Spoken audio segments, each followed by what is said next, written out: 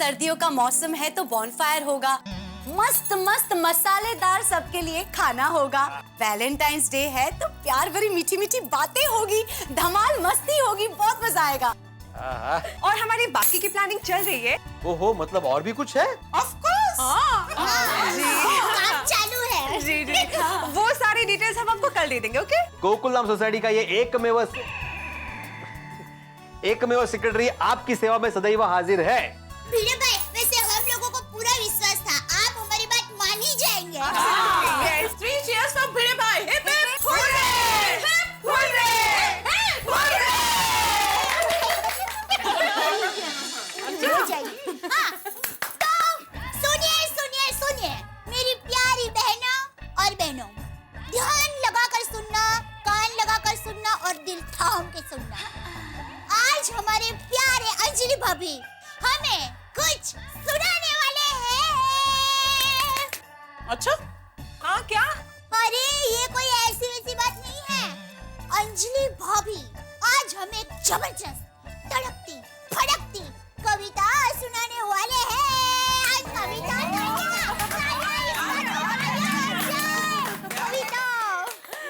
कविता? सुवाच अंजलि भाभी, आप भी कविता लिखने लगी? आप तो बड़ी छुपी रुस्तम निकली। अरे, और आप कविता लिखेंगे तो मेहता साहब क्या लिखेंगे? कहीं आपने उनको खाना बनाने का काम तो नहीं दे दिया ना? क्या आप भी? वैसे दया भाभी को भी यही लगा था कि कविता मैंने लिखी है, पर एक्चुअल में एज यूजुअल कविता तारक ने ही लिखी है। पर ये कविता कोई ऐसी वैसी कविता नहीं है, ये एक ऐतिहासिक कविता है। ऐतिहासिक कविता? मतलब किसी राजा महाराजा के बारे में है क्या? नहीं, महाराजा के बारे में तो नहीं है, पर महारानी के बारे में जरूर है। और वो महारानी है मेहता साहब के दिल की महारानी, महारानी अंजलि देवी। और सुनिए, उसी कविता से मेहता साहब ने अंजलि भाभी के दिल को चुराया, और उसी कविता से अंजलि भाभी और मेहता साहब के बीच में प्यार हुआ, और उसी कविता से मेहता साहब और अंजलि भाभी की शादी हुई। मतलब अगर वो कविता ना होती तो आज अंजलि भाभी श्रीमती मेहता ना होती। इतनी रोमांटिक बात है और आप हमें आज बता रहे हो? अरे पर ये तो बहुत पुरानी बात है, मेरे कॉलेज के दिनों की। हाँ, तो सुनाइए ना वो कविता। एक मिनट, सुनाती हूँ, जरूर सुनाऊंगी। ओके। तो कविता का शीर्षक है। एक मिनट अंजलि भाभी, हमें सिर्फ पिक्चर की झलक नहीं देखनी है, हमें पूरा पिक्चर देखना है। मतलब हमें पूरा का पूरा किस्सा सुनाइए कि मेहता साहब ने आपको कब कविता सुनाई, कैसे कविता सुनाई, और जब आपको सुनाई तब आपने क्या क्या कहा।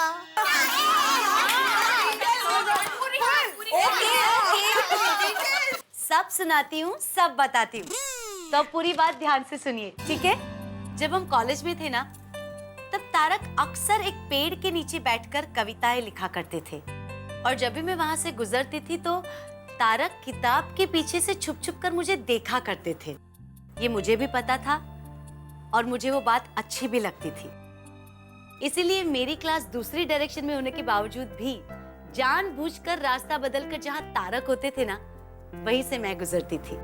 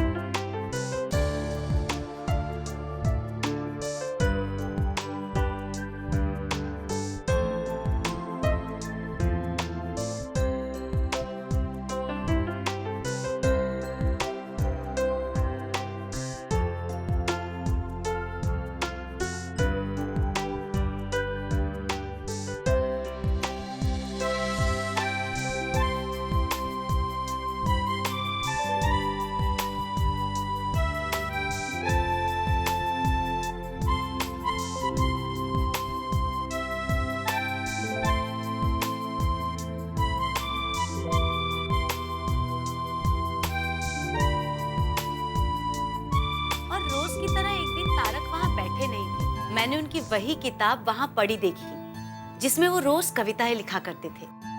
रोज देखती थी इसलिए मैंने वो किताब पहचान ली और चुपके से जाके मैंने वो किताब वहां से उठा ली। और पता है, वो नोटबुक तारक ने जानबूझकर मेरे लिए वहां पे छोड़ी थी। उस किताब में तारक ने मेरे लिए एक प्यारी सी कविता लिखी थी। फिर क्या, वो कविता मैंने अकेले में जाके पढ़ी, बार बार पढ़ी, हर बार पढ़ी। और जब मैंने वो कविता पढ़ी तो मैं मंत्रमुग्ध हो गई और मैं सोचने लगी कि कितनी खुश नसीब होगी वो लड़की कि वो किसी की कविता की प्रेरणा बन सकती है।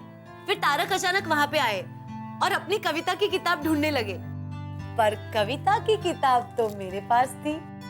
फिर क्या, उसी पेड़ के नीचे मैं किताब वापस लौटाने पहुंची। आपका कुछ खो गया है? जी, खो गया है। आपकी खोई हुई चीज मेरे पास है। प्लीज प्लीज वापस दे दीजिए ना, प्लीज दे दीजिए। उसमें मेरी एक बहुत जरूरी चीज है, प्लीज। अच्छा, क्या चीज? उसमें मेरी एक बहुत महत्वपूर्ण कविता है जो मेरे दिल के बहुत करीब है। प्लीज मुझे दे दीजिए ना, मेरी डायरी वापस दे दीजिए। तुम प्रेरणा हो मेरी, यही कविता ना? आपने वो कविता पढ़ ली? हाँ, मैंने पढ़ ली, बहुत अच्छी है। मैं आपको एक ही शर्त पे ये डायरी वापस करूंगी। क्या शर्त? यही, आपको मुझे बताना पड़ेगा कि ये कविता आपने किसके लिए लिखी है। कैसी अजीब सी शर्त है। लिखी है, ऐसे ही किसी के लिए लिखी है। वही तो, किसके लिए? इस पेड़ के लिए, इन पत्तों के लिए, या फिर? नहीं, असल में ये कविता मैंने उसके लिए लिखी है जो मेरी लेखनी, मेरी कलम की प्रेरणा है। अच्छा, तो कौन है आपकी कलम की प्रेरणा? बताइए, वरना आपकी ये डायरी मैं वापस नहीं दूंगी। प्लीज देखिए, प्लीज फोर्स मत कीजिए। तो बता दीजिए ना। असल में मेरी प्रेरणा वही है जिसके हाथ में ये डायरी है इस वक्त। मतलब आप ही मेरी प्रेरणा है।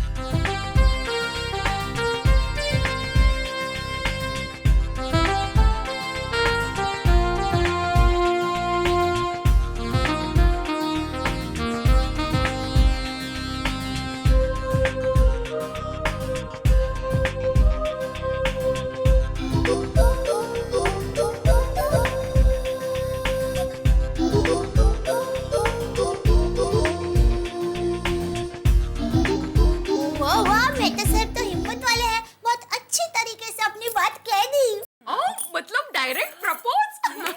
Indirectly direct. हाँ दया भाभी, उसी दिन से आज तक ये कविता मेरे दिल के बहुत करीब रही है। क्या बात है। और जब भी मैं ये कविता पढ़ती हूँ, बस पढ़ती रहती हूँ, पढ़ती रहती हूँ, पढ़ती रहती हूँ। अभी हमें भी पढ़ के सुनाइए, कब से इंतजार कर रहे हैं, जल्दी। प्लीज अंजलि भाभी। ओके, तो सुनिए मेरे प्यार की कहानी कविता की जुबानी। कविता का शीर्षक है तुम प्रेरणा हो मेरी। तुम प्रेरणा हो मेरी, तुम साधना हो मेरी, सामने हो मगर तुम कल्पना हो मेरी। मैं शब्द हूँ तुम सुर हो, मैं दीप हूँ तुम नूर हो। ना हो परी ना हूर हो, तुम मेरा कोहिनूर हो। कोहिनूर। क्या बात है। तुम कामना हो मेरी, तुम प्रेरणा हो मेरी, तुम साधना हो मेरी, सामने हो मगर तुम कल्पना हो मेरी, तुम प्रेरणा हो मेरी। मैं कहाँ का कवि था, मैं तो कोई नहीं था। मैंने ना कोई सच्ची लिखी थी कविता, पर जब से तुम जिंदगी में हो आई, पता नहीं कौन सा जादू हो लाई। मेरे शब्द अपने आप छंद में ढल जाते हैं और मेरे ख्याल कविता बन जाते हैं। मेरे स्वप्न नींद रात चांद शोक हर्ष तुम हो। मेरे कवि होने की वजह एक सिर्फ तुम हो। तुम प्रेरणा हो मेरी, तुम साधना हो मेरी, सामने हो मगर तुम कल्पना हो मेरी, तुम प्रेरणा हो मेरी, तुम प्रेरणा हो मेरी। कहना पड़ेगा, वाह वाह। प्रेरणा,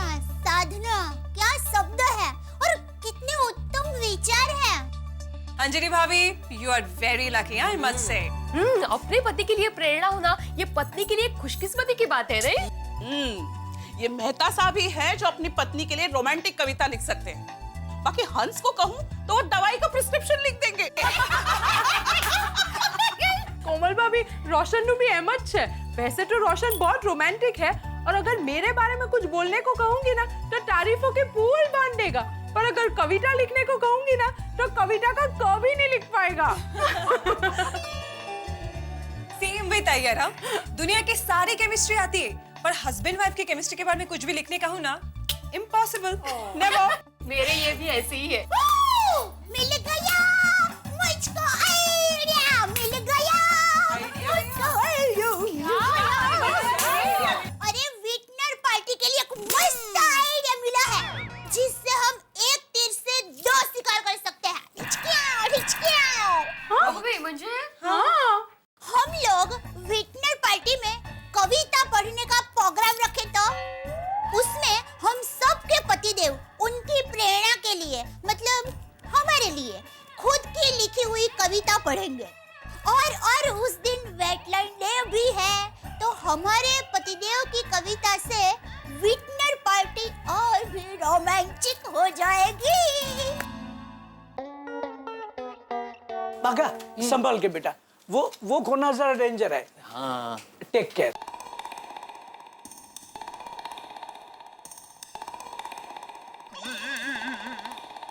अरे सेठ जी, आज इतनी जल्दी आ गए? आप तो कह रहे थे कि पटेल साहब को जो गिफ्ट देनी है वो खरीदने मेहता जी के साथ आप जाने वाले हैं। हाँ, वो मेहता साहब की ऑफिस से अर्जेंट फोन आ गया तो उनको ऑफिस जाना पड़ा, तो फिर उन्होंने कहा कि शाम को घर जाते वक्त हम लोग गिफ्ट लेते जाएंगे। अच्छा अच्छा। अरे भागा, हाँ। वो उसके पीछे जरा। जी, जार के पीछे ना। हाँ। एक मिनट नट्टू काका, ये बाघा क्यों साफ सफाई कर रहा है? मगन कहाँ है? सेठ जी, दरअसल बात यह है कि मगन कल दुकान की सफाई कर रहा था, तो सफाई करते करते उसके हाथों दुकान की लाइसेंस के फ्रेम नीचे गिर गई और टूट गई, तो इस वजह से मगन का कॉन्फिडेंस आज थोड़ा लो है, इसलिए बागा सफाई कर रहा है। तो फिर वो फ्रेम कल रिपेयर करवा ले कि नहीं? नहीं सेठ जी। क्या नहीं सेठ जी? क्या नहीं सेठ जी, क्यों नहीं करवाए? अरे वो सरकारी ऑफिसर कभी भी आ जाता है चेकिंग के लिए, और दीवार पर टंगा लाइसेंस नहीं देखते तो खामा का फाइन मार के चले जाते हैं। तू भी बागा आजकल ढीला हो गया है, सब काम देर से करता है। डोंट वरी सेठ जी, करिए थोड़ा वेट जी, करते हैं हम थोड़ा लेट जी, पर करते सब परफेक्ट जी। अरे वाह बागा वाह, ये तो सुंदर कविता हो गई। डोंट वरी सेठ जी, करिए थोड़ा वेट जी, करते हैं हम लेट जी, पर करते सब परफेक्ट जी। वाह वाह वाह नट्टू काका। अरे ओ जुगल कवि, ये नौटंकी बंद करो, और बागा तू अभी के अभी जाके वो लाइसेंस की नई फ्रेम बनवा के लेके आ जा। जी सेठ जी। क्या कर रहा है? लाइसेंस ले रहा हूँ। चल चल जा जा, जल्दी जा, जल्दी जा। अभी करवा के आता हूँ। नट्टू काका, आपका भी ध्यान कहाँ है? आपको तो पता है ना म्युनिसिपैलिटी वाले इस मामले में कितना कड़क है, कल करवा लेना चाहिए था ना। सॉरी सेठ जी, एक्चुअली आज मैं करवाने वाला ही था, लेकिन सेठ जी कस्टमर। आइए आइए भाई साहब, क्या चाहिए? TV, fridge, mobile? Licence. Licence? नहीं भाई साहब, हम लोग लाइसेंस नहीं बेचते। लाइसेंस खरीदने नहीं आया हूँ, देखने आया हूँ तुम्हारे दुकान का licence. Myself senior vigilance officer, Mumbai महानगर पालिका, मिस्टर अरुण कदम। दिखाओ दिखाओ लाइसेंस दिखाओ। देखा? दरअसल साहब बात यह है कि आदमी फ्रेम की सफाई कर रहा था, सफाई करते करते फ्रेम टूट गई, तो दूसरा आदमी उसे रिपेयर करवाने गया है। बस आप 10 मिनट बैठिए, बस वो आता ही होगा। हाँ। नहीं, मुझे बैठने को टाइम नहीं है, और भी दुकान का लाइसेंस देखना है। 5 मिनट बस, सब वो आता ही होगा। तब तक नट्टू काका साहब के लिए कुछ चाय पानी। चाय पानी? शटर बंद करो, शटर बंद करो। सबको रिश्वतखोर समझाए क्या? नहीं, अरे रिश्वत नहीं, चाय पानी मतलब वो पानी में चाय डाल के उसको उबाल के उसमें नहीं, वो अदरक, वो पुदीना डाल के मस्त रजोड़ी चाय बनाते, वो असली चाय की बात कर रहा हूँ मैं। रिश्वत नहीं, अरे मेरे बापूजी ने मुझे बचपन से ही मुझे सिखाया कि बेटा चाहे कुछ भी हो जाए, जिंदगी में कभी किसी को रिश्वत ना देना, ना किसी से लेना। हमारा देश आज इसी की चपेट में आ गया है। अगर हमारे देश से ये रिश्वतखोरी और ये भ्रष्टाचार दूर हो जाए ना सब, तो हमारे देश को दुनिया का सर्वश्रेष्ठ देश का लाइसेंस मिल जाए। इन शॉर्ट मैं समझ गया, तुम्हारे पास दुकान का लाइसेंस नहीं है। शटर बंद करो, शटर बंद करो पहला। अरे साहब क्या शटर बंद करो? लाइसेंस है, बिना लाइसेंस के थोड़ी ऐसा धंधा इतने सालों से चलाएंगे हम लोग। तो दिखाओ। अरे बोला ना साहब, वो आदमी गया है वो। जी, हमारे पास लाइसेंस की कॉपी है, वो चलेगी? हाँ चलेगी। अरे आप क्या खड़े हैं, दिखाइए कॉपी। साहब अभी आप कॉपी देख लीजिए, तब तक वो आदमी आ जाएगा ओरिजिनल लेके। लाइए नट्टू काका जल्दी, इसमें हाँ ये देखिए, इसमें है ना, इसमें हाँ। अच्छा याद आ गया। ये क्या है? इसमें दुकान के सारे पेपर्स की कॉपी है। अच्छा, मैं तेरा बावरा, तू मेरी बावरी। मैं तेरा शायर, तू मेरी शायरी। मेरी बैटरी है तू, मोबाइल हूं मैं। मेरा कागज है तू, तेरी फाइल हूं मैं। एक मिनट साहब, मैं देखूं जरा। शटर बंद करो पहला, शटर बंद करो। एक मिनट साहब। नट्टू काका ये क्या है? मैं तेरा बावरा तू मेरी बावरी, ये कौन सी फाइल दे दी सबको आपने? दया भाभी, एक बार सूरज पश्चिम से निकल सकता है, पर हमारे पतियों से कविता लिखवाना, आई थिंक इट्स इम्पॉसिबल। वो कभी तैयार नहीं होंगे इसके लिए। अरे रोशन भाभी, उनको तैयार करना हमारा काम है। कैसे पर? अरे पत्नी अगर चाहे तो अपने पति से क्या क्या नहीं करवा सकती, ये तो आप मानते हैं ना। अरे हम चाहे ना तो पतिदेव से बड़े बड़े ग्रंथ भी लिखवा सकते हैं, तो एक कविता नहीं लिखवा सकते? अरे सोचो सोचो, कुछ भी अशक्य नहीं है। मेहनत करने वालों की हार नहीं होती, सोचो कुछ। ओके, हाँ। चलो देखे तो सही, अपने अपने पति अपने लिए कैसी कविताएं लिखते हैं। हाँ, ये बात है। विंटर पार्टी में हमारे पति हमारे लिए खुद लिखी हुई कविता अगर पढ़ेंगे तो सोने पे सुहागा हो जाएगा। प्यार भरी कविताओं से विंटर पार्टी में प्यार का तड़का लग जाएगा, और winter party and Valentine's day दोनों यादगार बन जाएंगे। तो फिर ये तय रहा कि हम हमारे पति देव से किसी भी तरह कविता लिखवाएंगे, और कल की विंटर पार्टी में हमारे पति देव अपनी पत्नी पर लिखी कविता पढ़ेंगे। तो चलो चलो जल्दी से अपने पति देव को कविता लिखने के लिए तैयार करो। टप्पू के पापा तैयार हो जाइए, शाम को कविता लिखने के लिए। मित्रों, हमेशा की तरह मेरे परम मित्र जेठालाल फंसे हुए हैं और दोनों ही तरफ मुश्किलों में धंसे हुए हैं। दुकान पे आए हुए सरकारी साहब हैं, जेठालाल टेंशन में, और बाघा गायब है। इधर घर पे भी जेठालाल का एक मुसीबत कर रही है इंतजार। दया भाभी उनसे कविताएं लिखवाने के लिए है बेकरार। दोस्तों, हमेशा ही मुझे जवाब नहीं मिलता है सवाल का कि क्या होगा मेरे परम मित्र जेठालाल का। भाई जो होगा सो होगा, लेकिन इस वक्त ये जो कविता का माहौल है गोकुलधाम सोसाइटी में, मुझे लगता है बहुत हंगामे करने वाला है। लेकिन आप तो खुश रहिए, क्योंकि यहाँ जितने हंगामे वहां उतने ठहाके। लेकिन हाँ, आज एक विशेष बात और। आइए,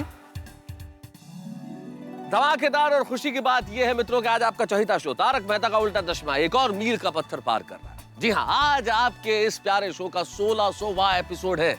लेकिन जैसा कि मैंने कहा कि सिर्फ मील का पत्थर है। हमारा प्यार भरा और मस्ती भरा सफर पूरे जोश के साथ आगे बढ़ रहा है और बढ़ता रहेगा। हम लोग चल रहे हैं और चलते रहेंगे। तारक मेहता का उल्टा चश्मा की पूरी टीम की ओर से आप सभी का बेहद धन्यवाद इसका साथ देने के लिए, प्यार से इस राह पे हमारे साथ चलने के लिए। आप इसी तरह हमारे साथ चलते रहिए, हम इसी तरह आपको मस्ती भरा ये सफर और आनंद से भरपूर देते रहेंगे। बस एक काम कीजिए, देखते रहिए, हंसते रहिए। तारक मेहता का उल्टा चश्मा। और एक बार आपको फिर से हमारी ओर से 1600वें एपिसोड की बधाई और शुक्रिया।